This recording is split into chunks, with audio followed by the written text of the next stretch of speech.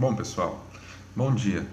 Nesse vídeo eu vou explicar um pouquinho para vocês sobre pesquisa voltada para a engenharia.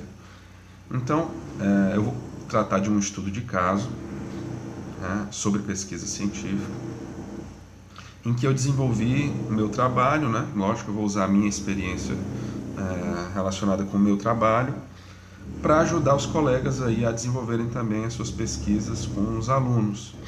Então, nada melhor do que ouvir a experiência de alguém para a gente poder aprender alguma coisa com ela, tá certo? Então, nós vamos começar aqui falando desse tipo de trabalho chamado estudo de caso. Então, pessoal, nós vamos fazer o seguinte aqui. Qual o ponto de partida de um trabalho, né?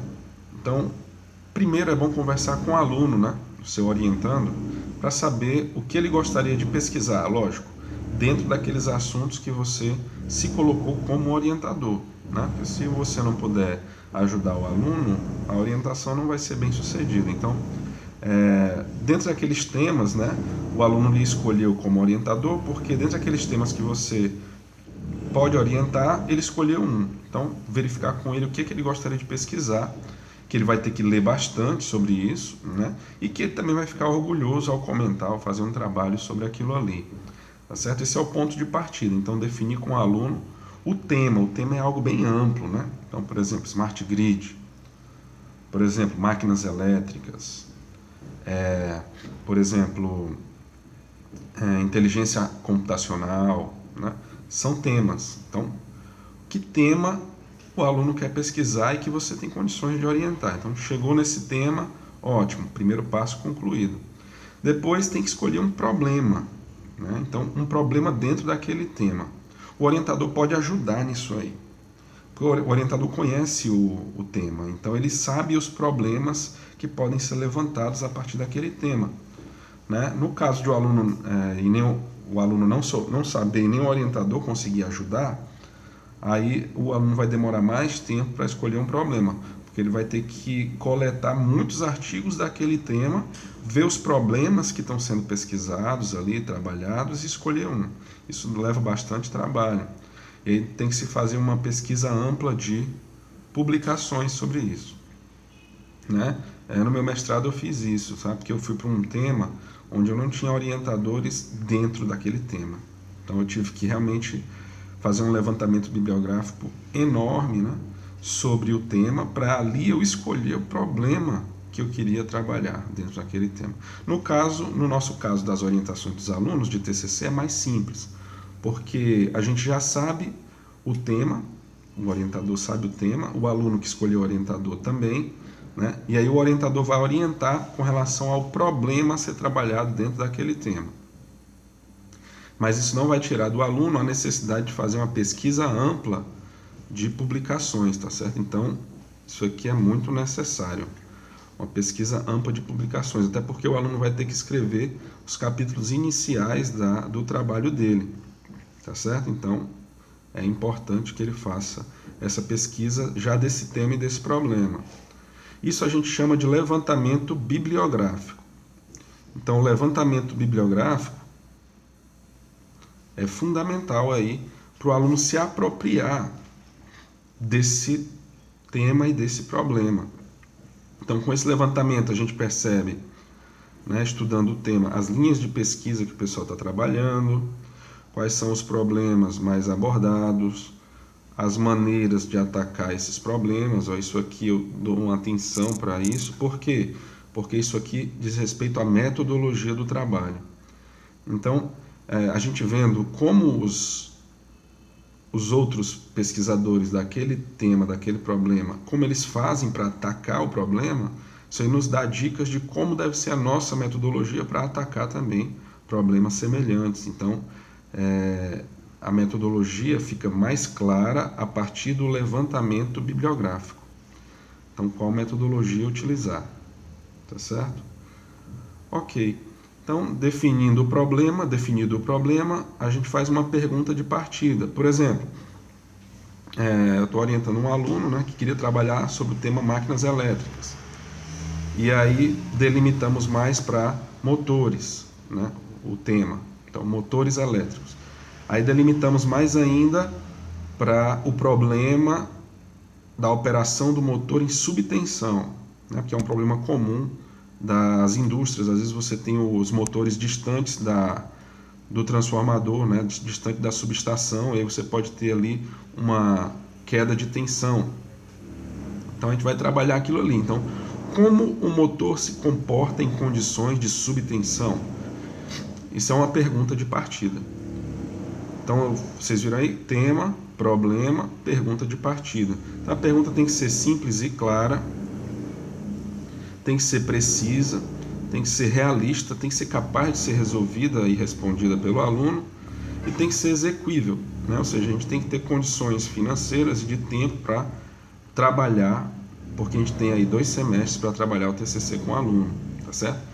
Então, eu saí do tema máquinas elétricas, filtramos um pouquinho mais motores elétricos, o tema, aí definimos o problema do motor de indução trabalhando em condições de subtensão. E aí, como o motor se comporta operando em condições de subtensão? Essa é a nossa pergunta de partida. Aí, definida a pergunta de partida, né?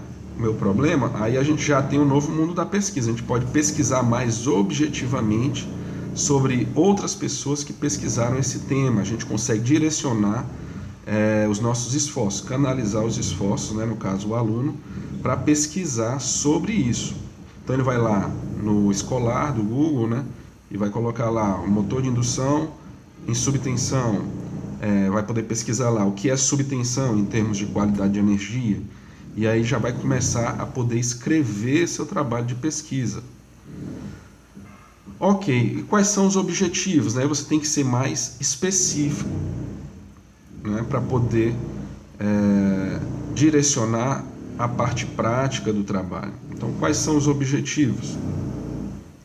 Bom, no caso desse meu aluno, né? Eu vou querer que a gente trabalhe tanto a questão do fator de potência da máquina, né, como uma máquina se comporta em subtensão com relação ao fator de potência e com relação à potência ativa, reativa e aparente, né? Então o objetivo é avaliar esses pontos na operação do motor de indução trifásica em subtensão. Quais as possíveis respostas, né? Essas são as hipóteses. Então, por exemplo, eu imagino, né, que o fator de potência da máquina em condição de subtensão é diferente do fator de potência definido nos manuais do equipamento, do motor. Então, uma das hipóteses é que não se sustenta a teoria não, digamos assim, não se sustenta a parte descrita no manual do equipamento. O equipamento vai trabalhar fora das condições em que ele operaria idealmente, né? Então essa seria uma hipótese, né?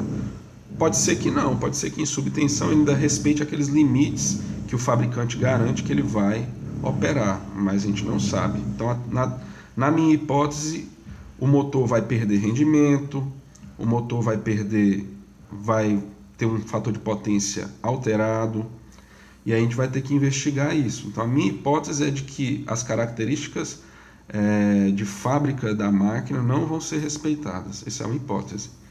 É o que vai nos levar a... Essa hipótese vai nos levar a pesquisar sobre isso, né? Sobre esses efeitos. Então são afirmações. A hipótese é uma afirmação hipotética que eu vou verificar. Posso comprovar ou posso refutar, e o meu trabalho vai estar em função disso.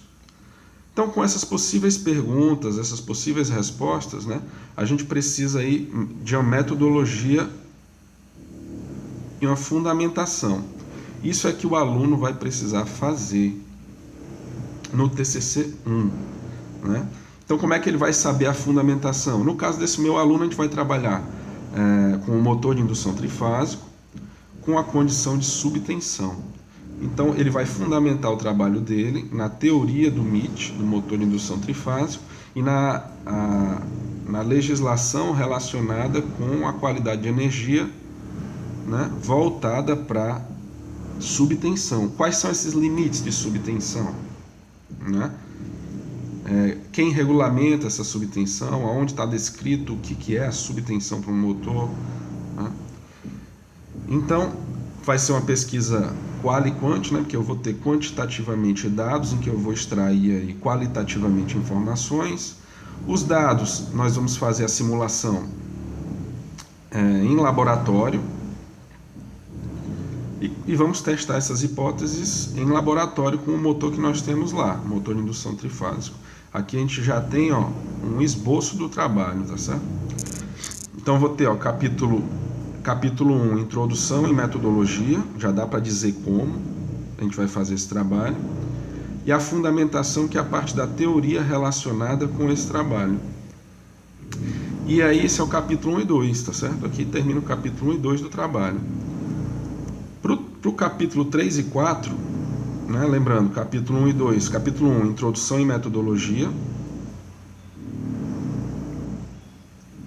Capítulo 2, fundamentação teórica.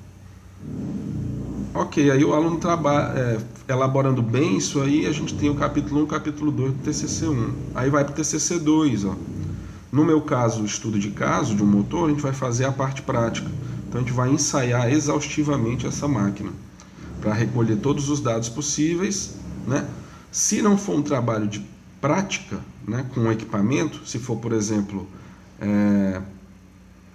dados mais qualitativos, né, você pode usar aí vários instrumentos. Aí o seu orientador, no caso o professor, junto com o aluno, podem usar questionários, para, se for perguntar coisas, fazer entrevistas, pode fazer simulação, se tiver relacionado com software, né? Então, se tiver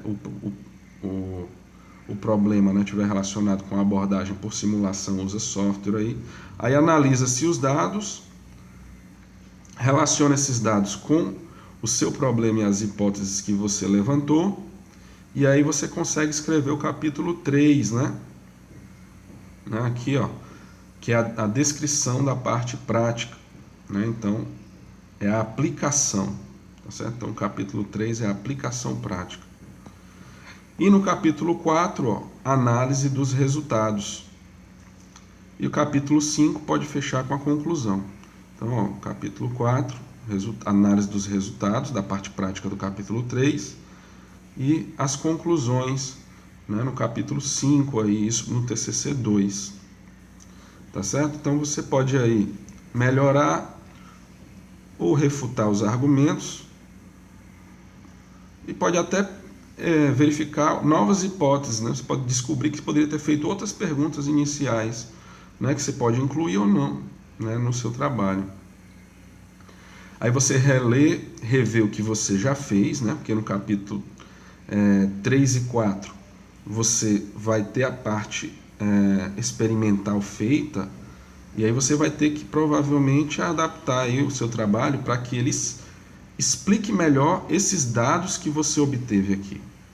Então, você vai fazer um refino do seu trabalho voltado para as conclusões, observações que você teve. E aí você realinha o seu trabalho, certo? A partir do que você obteve, no caso aqui, experimentalmente.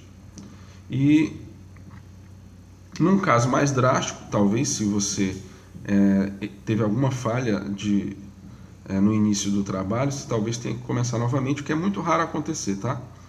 Então, ok, então se você está vivo até aqui, ótimo, você concluiu aí a escrita dos capítulos, mas aí, além de escrever os capítulos, você precisa agora reavaliar o seu trabalho, né? Você vai precisar adequar ele às normas da ABNT, vai ter que fazer os seus slides para a defesa do TCC2, a banca e o orientador vão fazer pedidos para você, que você vai ter que atender.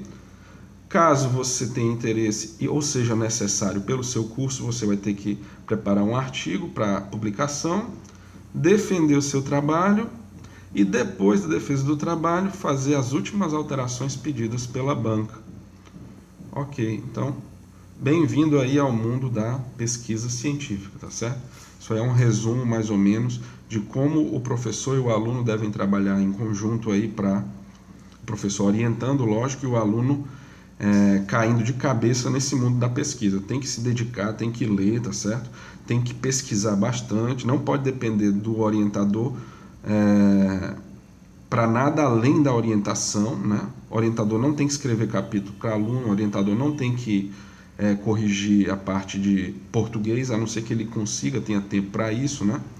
Mas aí o aluno ele tem que ficar atento, né? O orientador ele vai explicar as linhas do trabalho, vai dar esse norte e vai estar acompanhando o passo a passo do trabalho. O aluno deve sempre atender aí as demandas, os pedidos do orientador para que o trabalho TCC1 e TCC2 possa ser feito com sucesso, tá certo? Ok, então vamos ficar por aqui. Bem-vindo ao mundo aí da pesquisa.